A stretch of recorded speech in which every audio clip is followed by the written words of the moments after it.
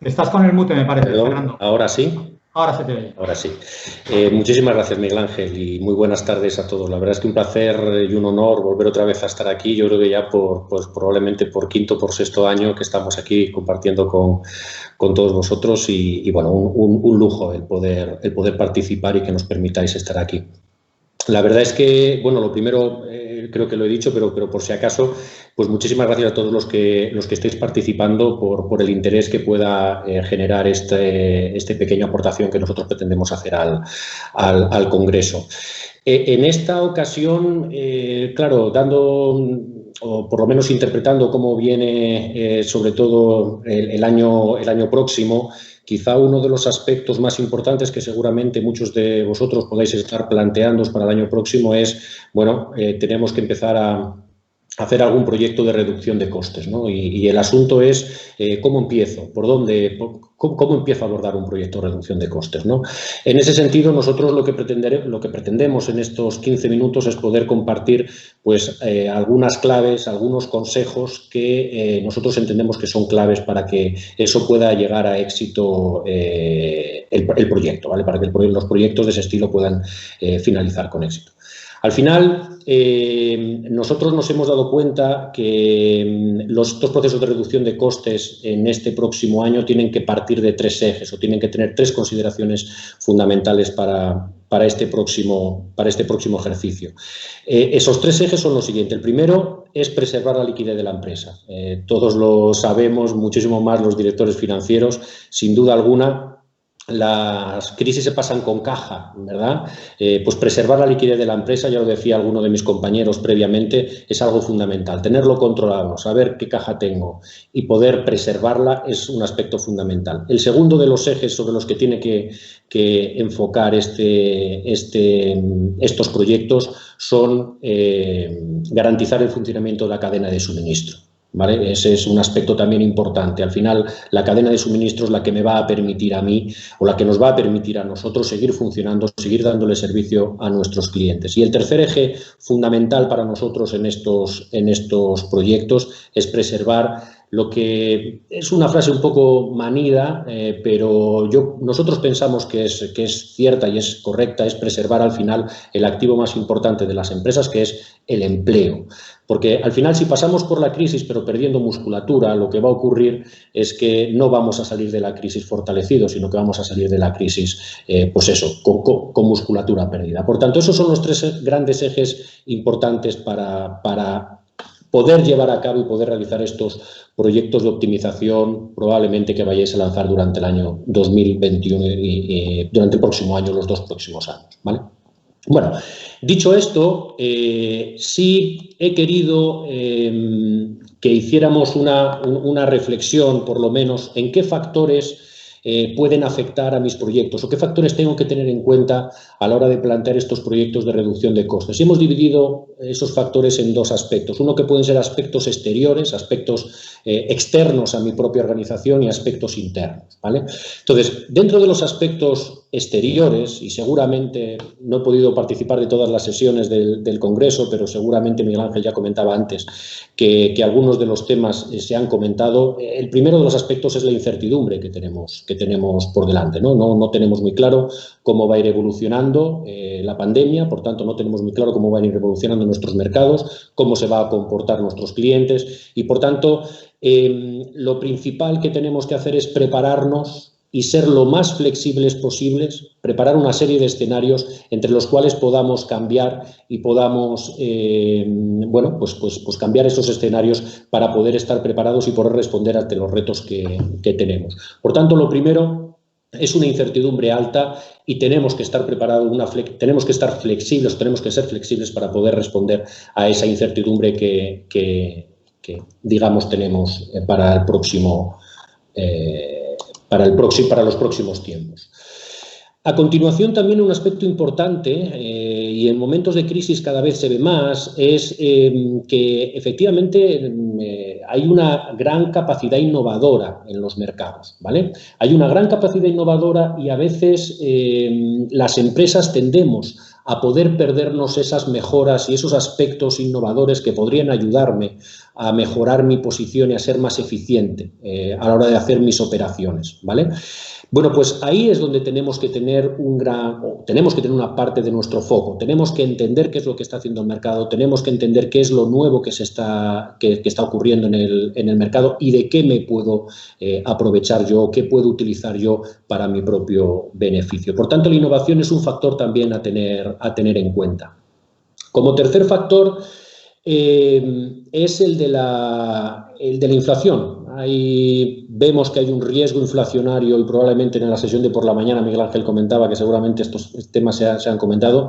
Hay una gran cantidad de dinero que la Unión Europea está poniendo encima de la mesa y no deja de que eso pueda llevar a un riesgo inflacionario, ¿vale? Por otro lado, también es cierto que en España concretamente, con la propia concentración que puede haber en el sistema bancario, obviamente esos accesos a fuentes de financiación se pueden ver encarecidos en algún momento, ¿vale? Por tanto, es un aspecto también importante a tener en cuenta. Y como cuarto y último factor, vemos que el tema del riesgo de la rotura de la cadena de suministro es un factor que está ahí y que tenemos que cuidar. Tenemos que saber dónde se puede romper mi cadena de suministro y dónde puedo tener problemas a la hora de darle servicio a mis clientes.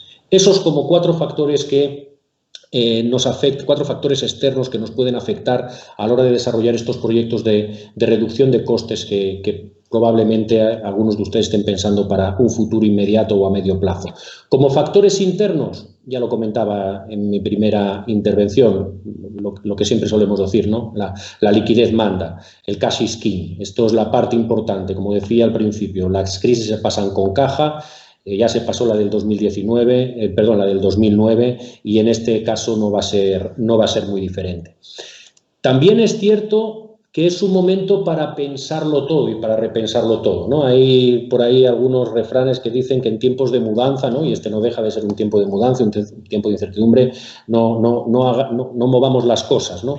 Bueno, nosotros, en nuestra humilde opinión, no hacer las cosas no es una solución, es algo que tenemos que repensarlo, tenemos que ver si lo estamos haciendo de la mejor manera posible y es el momento para replantearse todo lo que está ocurriendo dentro de mi organización. Como tercer y cuarto factor dentro de nuestra organización que no podemos obviar es que, pues efectivamente, en tiempos de mudanza no toquemos, no hagamos ningún cambio, pero bueno, esto es algo que siempre nos ocurre, la resistencia interna a cambiar, eso es algo muy importante, ¿vale? Es algo que siempre nos ocurre también a nosotros, humildemente en nuestra propia organización, a pesar de que siempre estamos proponiéndole al cliente cambios y siempre estamos proponiéndole al cliente mejorar sus operaciones, pero bueno, es cierto, siempre hay inercias y resistencias a cambiar con las que tenemos que luchar y contra los que ustedes como directores financieros seguramente tienen que luchar, ¿no? Y esas resistencias pues indudablemente llevan a esas incomodidades, ¿no? Bueno, pues que aparecen dentro de las organizaciones. Por tanto, esos factores internos, por hacer un pequeño resumen, de nuevo son la liquidez es la que va a mandar, la liquidez es el foco fundamental que ustedes como tesoreros o como financieros deben tener para los próximos 2-3 años y que es el momento de repensarlo todo. No podemos quedarnos de brazos cruzados. Si nos quedamos de brazos cruzados, al final lo que estamos haciendo es poner en riesgo la sostenibilidad de nuestras organizaciones, ¿vale? Bueno, pues considerando los ejes anteriores que comentaba yo antes y estos factores tanto externos como externos que tenemos o que pueden ocurrir o que pueden aparecer dentro de nuestra organización, ¿qué es lo que tengo que hacer yo? ¿Qué pasos debo dar? ¿Cuáles son los movimientos que tengo que hacer para poder bueno, pues lanzar, si es que quiero, un proyecto de reducción de costes, ¿no? Pues antes de nada, lo primero es que los proyectos de reducción de costes, esos tienen que venir liderados por ustedes, tienen que venir liderados por la dirección general o por la dirección financiera. No hay otra persona más que pueda liderar este proyecto. Este proyecto tiene que venir sponsorizados por la parte alta de la dirección de las compañías, ¿vale?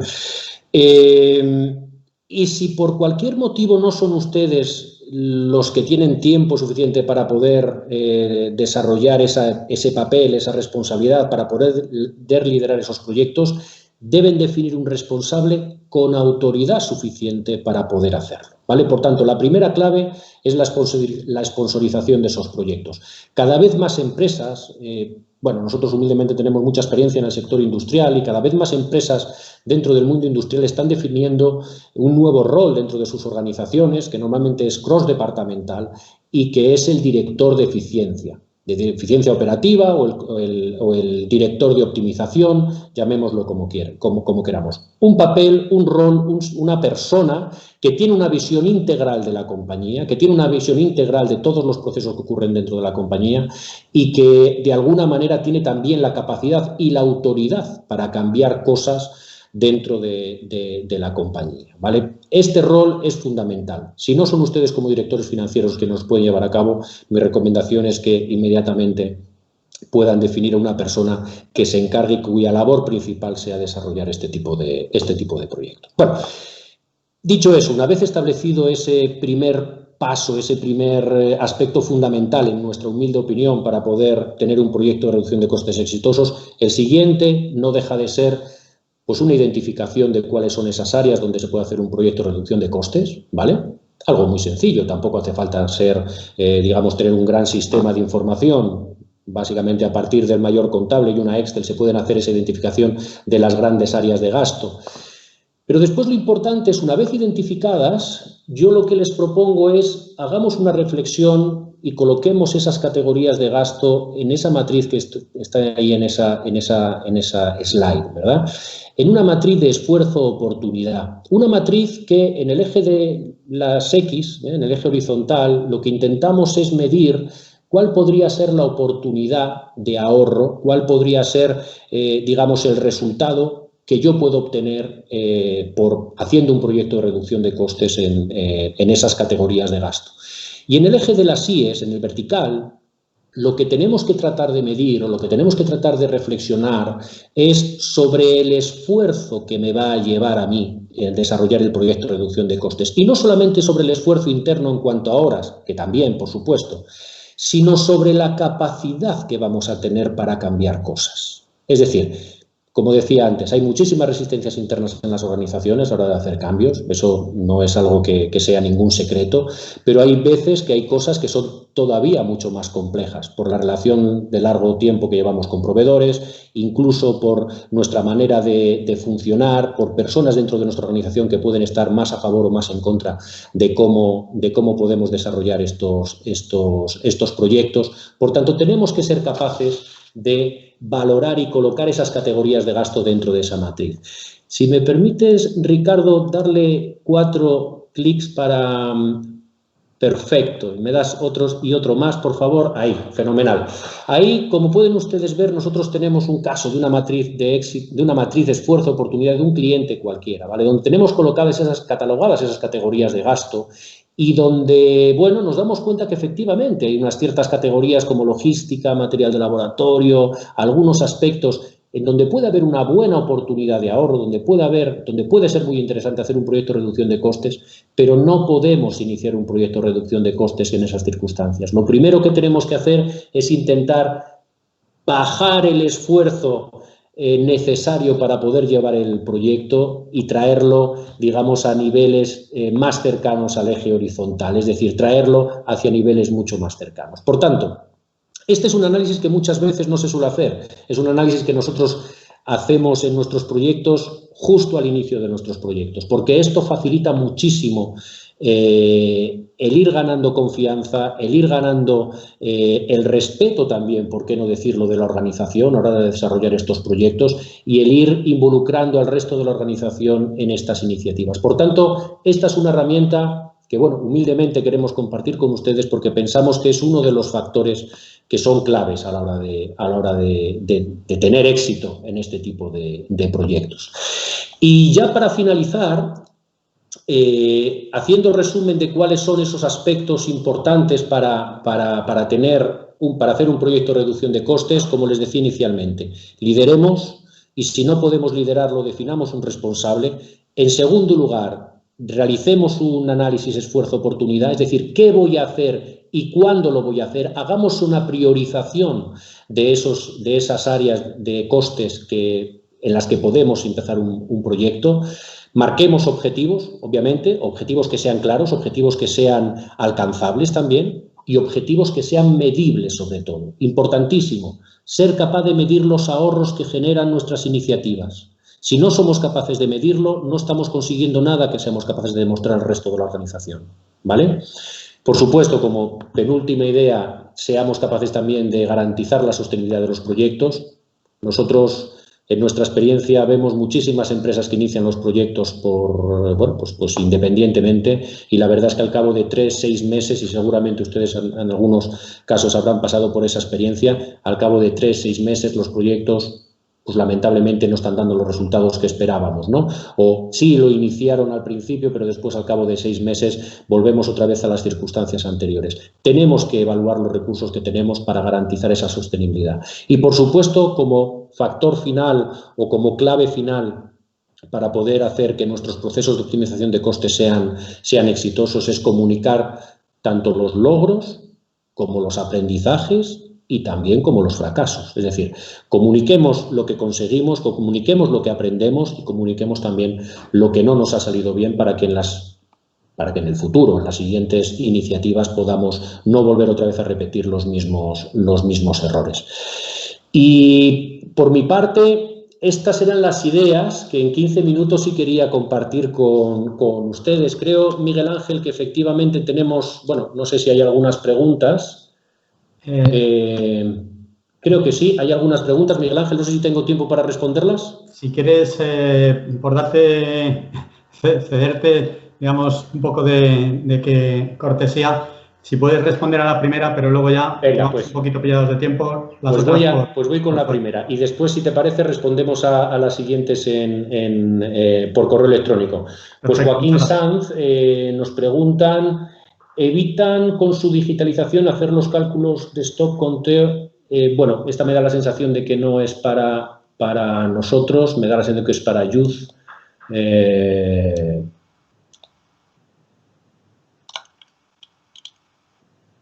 Aquí, Joaquín Sanz también. Las mayores reducciones de costes generales en las empresas vienen por conversaciones directas con compañías telefónicas, eléctricas, bancarias, comisiones. ¿En qué ayuda la digitalización? Bueno, a ver, entiendo que quizá a lo mejor no es una pregunta directamente para nosotros, no sé si lo sería o no.